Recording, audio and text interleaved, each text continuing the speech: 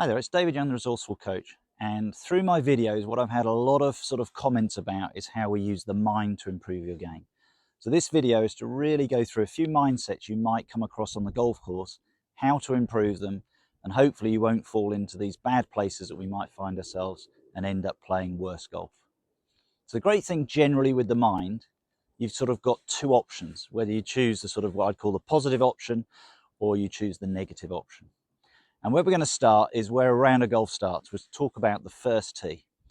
And the first thing I'm going to talk about then is pressure. And I think that in a round of golf, we feel pressure in lots of different ways. And the first tee, we all feel an element of pressure. So number one, what is pressure?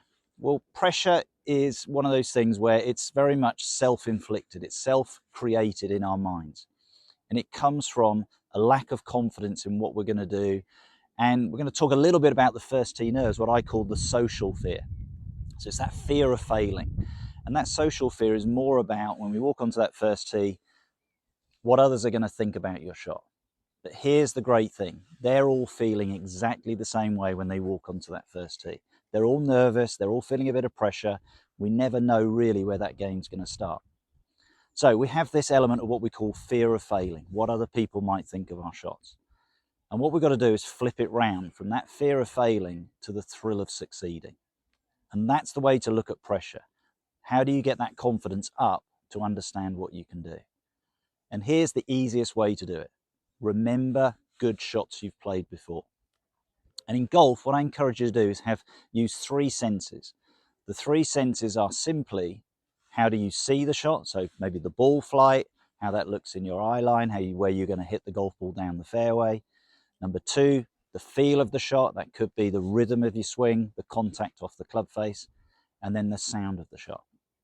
And what I encourage my golfers to do is when you play a round of golf and you finish a game and you've hit some shots that have felt brilliant, looked great, sounded great, is make a note of those games.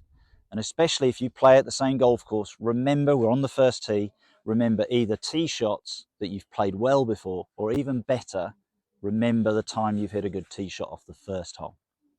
So here we are, first hole at Corinthians. We're looking at a par 5 we're on the winter tee at the moment. We always play off grass tees even though it's winter. So it's playing about 500 yards long, okay? And it's probably the straightest hole on the golf course. So for me, what I want to do is remember previous good drives that I've hit down this hole, okay? And you can do that simply as you're waiting by the first tee while other groups are going off.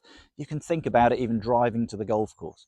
What do those good swings feel like, look like, sound like? So what we're doing is we're getting our mind into an idea of what we would like to achieve rather than thinking about it going wrong. And as soon as you start to think about it going wrong, there's a pretty good chance it will go wrong. So what I'm going to visualize, my shot when I'm playing nicely, I tend to hit a little bit of a draw on the tee. So what I'm imagining here is I'm looking down the hole. You can see maybe the bush is in front of me. Got the slightly larger bush here on the right. Is to think, well, if I can knock it over the top of that, little bit of draw back into the fairway, that would be my shot. So I'm imagining that shot. I'm reminding myself and the thrill of succeeding at playing this shot. So let's see if we can do it. That's the key thing as we go through it. And you may use something like a practice swing to generate that feel, to get the idea that you're looking for as you go through that shot. So for me, I personally come back, I look down the line, I remind myself of those good shots that I've played. I'll pick something out in the distance, so I'm going over the left edge of that bush, and I'm imagining my draw from there. And now from there, I'm just going to commit to that shot.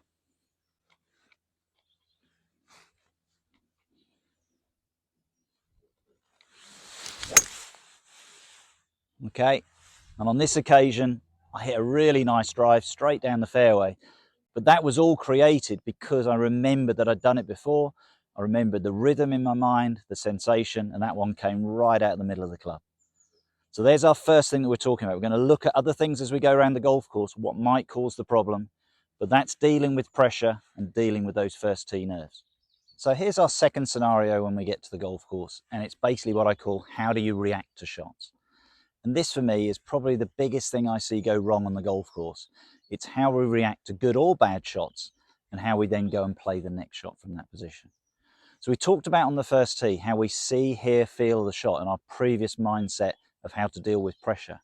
And it's really important that you use that idea to create this sort of, what I call, library of shots, and think about the best shots you've played. And that can be from any position on the golf course, whether it's from the middle of the fairway, a tee box, from what you would call a good position, but also create this library of positions where you executed good shots from bad places. Because if you can remember them, it's amazing how much that will help your score as you go through. So what we're going to do today, our second shot, is what we're going to do. How do we react to a shot? And more importantly, how do we react to a bad shot? I think that's the important thing. So we're on the 11th tee here at Corinthians Golf Club. Long par 3, over 200 yards. And if you can see it on the camera, the flag there on the green, and you can see these trees quite tight on the right, going up towards the right edge of the green. So the sensible play here is to play up the left side, towards the left side of the green, and it will come round on the ground and come back onto the green that way. It's always a hole, 200 yards. Even as a professional golfer, I'll take a 3 all day long. But what happens if you don't execute the shot perfectly? So let's say we're into that position. How should our mind be dealing with that shot? And you're always going to the shot thinking you're going to play your best shot. That's back to what we talked about, dealing with pressure, dealing with getting that clear image of what you're going to do. But it doesn't always work out that way. So this is what we're going to go through today. This is the important thing. So the intention is to go up that left side, play towards the left side of the green. And let's see what we can do. Okay, and we've hit it, and unfortunately that ball's slicing away to the right, and we've gone into the trees. So it hasn't achieved what I wanted to do through the shot. And that's really important now. How do I react to that? Now, what I would always say to any golfer, this is the first and most important thing to do. You've hit that shot from this position, just stop and count to 10, and don't let your brain become what I call reactive. Don't react and think, oh, what a terrible shot, and you're already undermining yourself and becoming harsh about the shot that you've just played. You may walk down there, find it in the trees, and you've got a totally clear shot through towards the intended target. And remember, if you've got those shots that you've played previously before, there's no reason why you can't then execute a decent shot and still get out of here with a decent score. So really important that when we sort of look at this is don't suddenly internally start to explode and react in a bad way. What I want you to be is a little bit more creative, but we're going to go down and have a look at where that ended up and how creative we can be and see if we can still get out of here with a 3. But from that tee shot, a 4 is not a bad result. So I've got down to my ball. You can see I'm in the trees, but actually not as bad as I thought. And because of what we said on the tee, I counted to 10. I didn't start to get, as I call it, reactive and annoyed with myself. I've arrived at the ball, and now I'm in a much clearer mindset to play the shot. If you are that golfer walking down here, go, oh, why have I hit it over there? Why did I slice it? And you're analysing that swing, the chances are you're not going to focus very clearly on the next shot. So the importance always is to look at the shot that you've now got and remind yourself, have you ever played a shot like this before, and have you got good results? And what I would tend to do in this situation, I've not really got a clear line straight through to the flag, but I'd actually look a little bit of a step ahead and think, could I play it out to the left? And have I holed many 10, 15 foot putts before in my life? And the answer to that is yes. Can I give myself that chance? So what I'm doing, again, is taking the pressure off myself. I'm really clearing my mind of what I'm going to do when I play the shot. So not going to do anything fancy. I've just got a standard pitching wedge. Just want to play it out, keep away from this tree trunk. There is a line. I could go at the flag. If I push that, those 6 inches right, I'm going to hit that. It could go anywhere. So I'm going to keep it left of the flag and think, well, if I can leave myself anywhere between 10 and 15 feet, that would be brilliant. But again, I'm being creative in my mind. I'm not reacting to the previous shot. I'm creating an idea of how I can play this shot.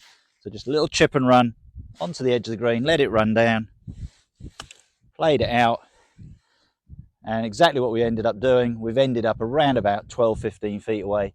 Good opportunity to save my par, but by not getting, as I said, reactive, and this is the key thing, an anagram of reactive is creative. If you become creative and think about the shots you've previously played, you can still get out of that hole with a result. So that's our second thing we've looked at. We looked at pressure, and now we're looking at reacting to shots. Let's create a third option that we can look at. We're going to create an environment you may not be happy with. How's your brain dealing with that? So here's our third scenario, and it's what I call your can-do attitude. And it's that situation where sometimes you get an environment that you don't feel happy with, and people start to think about it quite negatively. And you create a thing called what we call the self-fulfilling circle. And it's a series of 4 things that goes around this circle, which generally, what you think about, the result falls in line with that. But how does that work? So we've got a scenario here. You might have hit, this is the third hole here at Corinthians, and we've hit our second shot just short of the water, and we've got to go over the pond. And straight away, you're that golfer who goes, oh, I've got to go over a pond. Oh, I can never play shots over the pond. I'm always terrible. I always thin it in the water. I fat it in front of me. I never hit a good shot from this position. So straight away, the mindset is going into this very negative, what we call negative self-fulfilling circle. You have these thoughts. And over time, you just keep cementing those thoughts in over and over and over again, to the point then it dictates physically what you're going to do, what you don't do, what you let happen. So I'm that player who thinks, oh, I always thin it into the water, you get over it, and all you're imagining is those bad things. And that initial thought of thinning it into the water, we get over it, and then we play that shot, and we top it straight in the water. And straight away now, oh, I told you I was going to do that. I knew that was going to happen. I'm never any good at this position. Okay? So what's happened there is the result has fallen in line with that original thought, that really negative thought that allowed us then to create the result that we got. And what we've got to do, we've got to flip that round, okay? As we said right at the very start of this video, you can have 2 thoughts. Is it a positive or is it a negative? And now what you might think is, well, hang on, if I've got a 40, 50 yard pitch and there's nothing in the way, I can play that shot really nicely. So I know what to do. And I've just got to trust myself to execute that shot the way I would if there was nothing in the way.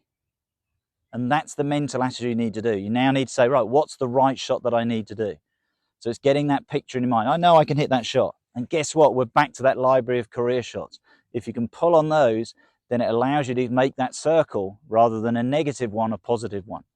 So now you're thinking, oh no, I know I can play that shot. So this is okay. There's no issues there. You've got a good thought. You're cementing that thought in. Yeah, I can play it. I can land it up onto the green, play the shot. And now the body's going to respond to that idea because it's confident that you're going to do it. So you get into that mindset as you go through. And if you trust that idea that you know you can do and there's nothing in the way, then you can play that shot up onto the green, over the water, no problem at all. And straight away, what starts to happen is now that self-fulfilling circle becomes a lot more positive and you start to trust what you can do. But we all do it. We have certain situations. It might be the fact you might be in a bunker, you've got to go over water. It's very, very easy for that mind to go into that negative circle. Remember what we said, what you think gets cemented. It determines what your body is going to allow you to do. And then that thought process, generally the result falls in line with it.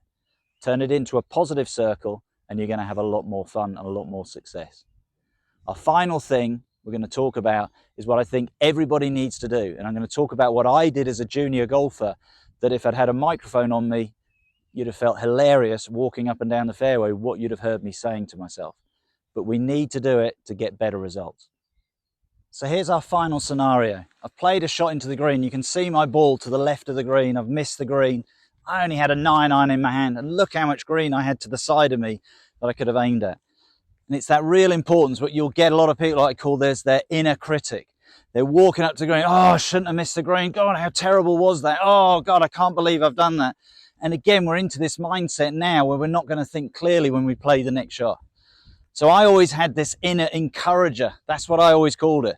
And it was that sensation that when I got up to my ball and I looked at it and I thought, can I get this up and down? That was the key thing that I was looking at. So there was never a situation in my mind that I was really undermining my confidence. It was, now can I get this up and down? Yeah, it's a tough shot. But if you're encouraging yourself, and we keep coming back to this idea, we keep talking about this library of career shots, it makes such a difference to your results. If you are playing a round of golf and you don't remember all the good shots that you've played, and over time build up this library, it's very, very difficult to go and play. So if you are that inner critic, if you are that guy who's walking up there going, oh, I shouldn't be there, what's the chance you're going to hit a good shot? I'd say now, probably not even 50-50. But if you're the guy who's encouraging, say, I know I can get this up and down. I could see my ball from the fairway. I've just missed the green. I can still get that up and down. You never know. Have I ever chipped it in from there? I could chip the ball in.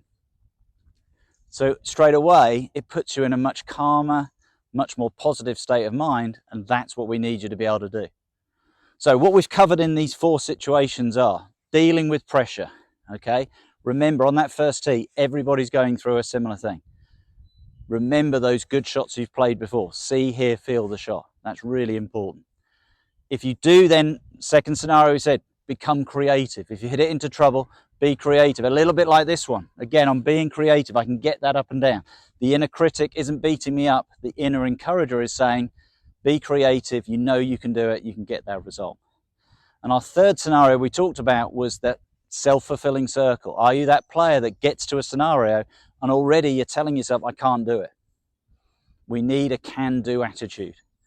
And if you can get these 4 things in place, it will make such a difference to your game.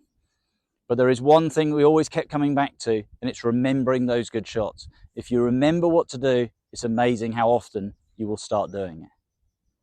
I hope you enjoyed today's video. It's all to do with your mind, getting you in the right place on the golf course. And if you get in the wrong place, looking to get you back into the right position. And if we do that, you can knock, when you do this correctly, you can knock 6 to 10 shots a round off your score. It makes such a difference to my round because nobody plays a perfect round of golf. Find yourself in bad positions, be creative, remember that you can do it, and it's amazing how often you start doing it again. I hope you've enjoyed today's video. If you have, please subscribe to my channel and share this with your friends, and I look forward to seeing you soon.